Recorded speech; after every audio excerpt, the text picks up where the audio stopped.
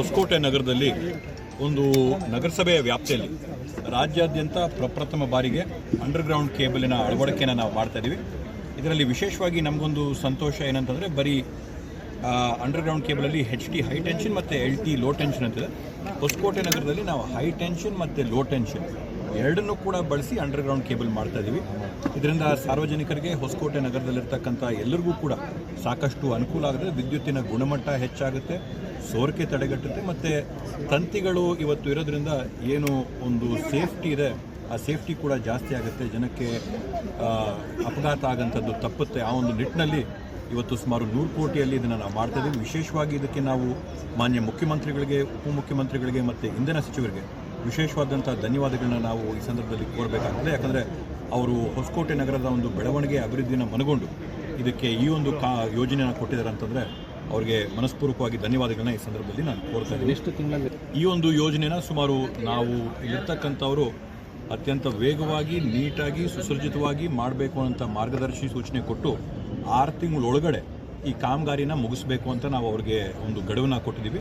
ಇದರಲ್ಲಿ ವಿಶೇಷವಾದ ಏನಂತಂದರೆ ಒಂದು ಕೇಬಲ್ ಡಕ್ಟ್ನ ಮಾಡುವ ಮುಖಾಂತರವಾಗಿ ಬೇರೆ ಬೇರೆ ಕಡೆ HDD ಕೇಬಲ್ ಅಂತ ಹಾಕಿ ಕೇಬಲ್ನ ರೋಡಲ್ಲಿ ಡ್ರಿಲ್ಲಿಂಗ್ ಮುಖಾಂತರ ಮಾಡ್ತಾರೆ. ಬಟ್ ನಮ್ಮಲ್ಲಿ ಮೇನ್ ಕೇಬಲಿನ ಅಳವಡಿಕೆಯನ್ನು ನಾವು ಡಕ್ಟ್ ಮುಖಾಂತರ ಮಾಡಿ ಬೇರೆ ಸಬ್ ಏನು ಲೋ ಟೆನ್ಷನ್ ಫೀಡರ್ಗಳಿರುತ್ತೆ ಅವನ್ನ ನಾವು ಇವತ್ತು HD ಮೆಥಡಲ್ಲಿ ಮಾಡೋದ್ರಿಂದ ಮುಂದಿನ ದಿನಗಳಲ್ಲಿ ನಗರ ಬೆಳೀತಾ ಹೋದರೂ ಕೂಡ ಎಲ್ಲಿ ಕೂಡ ವಿದ್ಯುತ್ ತೊಂದರೆ ಆಗದಿದ್ದಂಥ ರೀತಿಯಲ್ಲಿ ನಾವು ವ್ಯವಸ್ಥೆನ ಬೆಳೆಸ್ಕೊಂಡು ಹೋಗ್ಬೋದು ಅಂತದ್ದು ನಮಗೊಂದು ಸಮಾಧಾನ, ಸಂತೋಷ.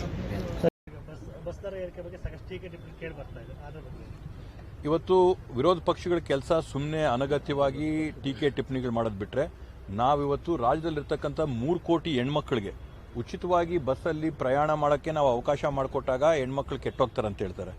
ನಾವು ಉಚಿತವಾಗಿ ಮಾಡಬೇಕಾ, ಏನು ಮಾಡಬೇಕು ಅಂತೇಳಿ ವಿರೋಧ ಪಕ್ಷಗಳು ನಮ್ಗೆ ಕೊಡಬೇಕು. ಅವ್ರು ಸುಮ್ಮನೆ ಟೀಕೆಗಳು ಮಾಡೋಕ್ಕೆ, ಸುಮ್ಮನೆ ಟಿಪ್ಪಣಿಗಳು ಮಾಡೋಕ್ಕೆ, ಸುಮ್ಮನೆ ಏನೊಂದು ಹೇಳಬೇಕು ಅಂತ ನಿಟ್ಟಿನಲ್ಲಿ ಇವತ್ತು ಅವ್ರು ಮಾತಾಡ್ತಾರೆ.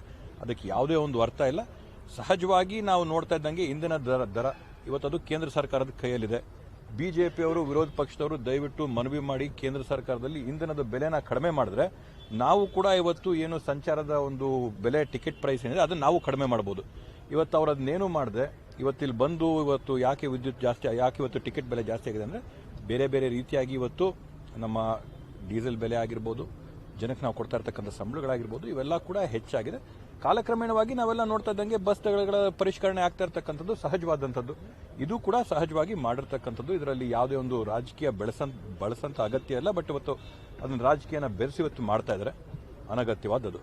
ಸರ್ಕಾರ ಖಜಾನೆ ವಿಪಕ್ಷ ನಾಯಕರು ಸಹ ಒಂದು ವಾಗ್ದಾಳಿ ಮಾಡಿದ್ರು, ಖಜಾನೆಯಲ್ಲಿ ಹಣನೇ ಇಲ್ಲ ಸರ್ಕಾರದಲ್ಲಿ. ಇವತ್ತು ಖಜಾನೆ ಇಲ್ಲದಿದ್ರೆ ಇವತ್ತು ನಾನು ನಿಮ್ಗೆ ಹೇಳ್ದಂಗೆ ಹೊಸಕೋಟೆ ತಾಲೂಕಲ್ಲಿ ನಿಮ್ಮ ಕಣ್ಣು ಮುಂದೆ ಇರೋಂಥ 1,500 ಕೋಟಿ ರೂಪಾಯಿ ಅಭಿವೃದ್ಧಿ ಕಾಮಗಾರಿ ಹೇಗೆ ಸಾಧ್ಯ? ಭಾಗ್ಯಗಳು ಸುಮಾರು 250 ಕೋಟಿ ಕೊಡೋಕೆ ಹೇಗೆ ಸಾಧ್ಯ? ಖಜಾನೆ ಖಾಲಿ ಆಗಿದ್ರೆ ಇವೆಲ್ಲ ಅಭಿವೃದ್ಧಿ ಆಗಕ್ಕೆ ಸಾಧ್ಯ ಇರ್ತಾ? ಸುಮ್ಮನೆ ಟೀಕೆ ಮಾಡೋಕ್ಕೆ, ಟಿಪ್ಪಣಿ ಮಾಡೋಕ್ಕೆ ಏನಾದರೂ ಹೇಳ್ಬೋದು. ಅಂಕಿಅಂಶಗಳು ತೆಗೆದು ನೋಡಲಿ, ಎಲ್ಲೆಲ್ಲಿ ಅಭಿವೃದ್ಧಿ ಆಗ್ತಾ ಇಲ್ಲ ಅಂತ ನೋಡಲಿ. ಇನ್ನು ನಮ್ಮ ಸರ್ಕಾರ ಇನ್ನೂ ಯೋಜನೆಗಳನ್ನ ಕೊಡುತ್ತೆ. PWDಯಲ್ಲಿ ಇನ್ನೂ 15 ಕಿಲೋಮೀಟರ್ PWD ರೋಡ್ಗಳ ಅಭಿವೃದ್ಧಿ ಮಾಡ್ತೀವಿ. ಪ್ರಗತಿ ಪಥ ಅಂತೇಳಿ ಸುಮಾರು 6,000 ಕೋಟಿ ರೂಪಾಯಿಲಿ ಪ್ರತಿ ತಾಲೂಕಿಗೆ 40 ಕಿಲೋಮೀಟರ್ ಹಂಗೆ ವಿಲೇಜ್ ಇರೋ ಗ್ರಾಮ ರಸ್ತೆಗಳೇನವೆ ಅದರ ಅಭಿವೃದ್ಧಿ ಮಾಡೋಂಥದ್ದೇ. ಇವೆಲ್ಲ ಆಗಬೇಕಂತಂದ್ರೆ ಖಜಾನೆ ಖಾಲಿ, ಖಜಾನೆ ದಿವಾಳಿ ಅಂತ ಹೇಗೆ ಸಾಧ್ಯ?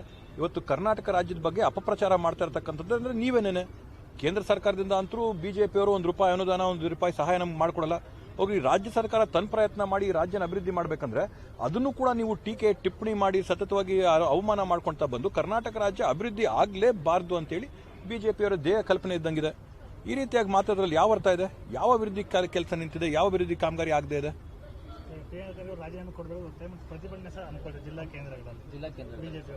ಇವತ್ತು ಸಹಜವಾಗಿ ನಾವೆಲ್ಲರೂ ನೋಡ್ದಂಗೆ ಸನ್ಮಾನ್ಯ ಪ್ರಿಯಾಂಕ್ ಖರ್ಗೆ ಅವರು ಏನಿದ್ದಾರೆ, ನಮ್ಮ ಪಾರ್ಟಿಯ ಒಂದು ದೊಡ್ಡ ನಾಯಕರು, ಒಂದು ದೊಡ್ಡ ಧ್ವನಿಯಾಗಿದೆ. ಇವತ್ತು ಆ ಒಂದು ಧ್ವನಿನ ಮೊಟಕುಗೊಳಿಸಬೇಕು ಅನ್ನೋ ನಿಟ್ಟಿನಲ್ಲಿ ಇವತ್ತು ಇಲ್ಲ ಸಲ್ಲದ ಆರೋಪನ ಇವತ್ತು ಅವ್ರ ಮೇಲೆ ಮಾಡ್ತಾ ಇದ್ದಾರೆ. ಎಲ್ಲಿ ಕೂಡ ಪ್ರಿಯಾಂಕ್ ಖರ್ಗೆ ಅವರ ಹೆಸರು ನೇರವಾಗಿ ಪ್ರಸ್ತಾಪ ಆಗಿಲ್ಲ, ಅವ್ರ ಬಗ್ಗೆ ಏನೂ ಇಲ್ಲ. ಚಾರ್ಜ್ ಶೀಟಲ್ಲಿ FIR ಅಲ್ಲಿ ಅವ್ರ ಹೆಸರೇ ಬಂದಿಲ್ಲ.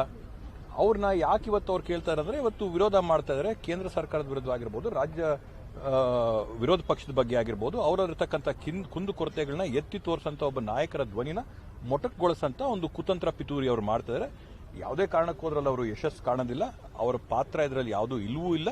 ಅವ್ರು ರಾಜೀನಾಮೆ ಕೊಡೋಂಥ ಅಗತ್ಯನೂ ಇಲ್ಲ. ಆ ಚರ್ಚೆ ಸಂಪೂರ್ಣವಾಗಿ ಅಪ್ರಸ್ತುತವಾದ್ದು.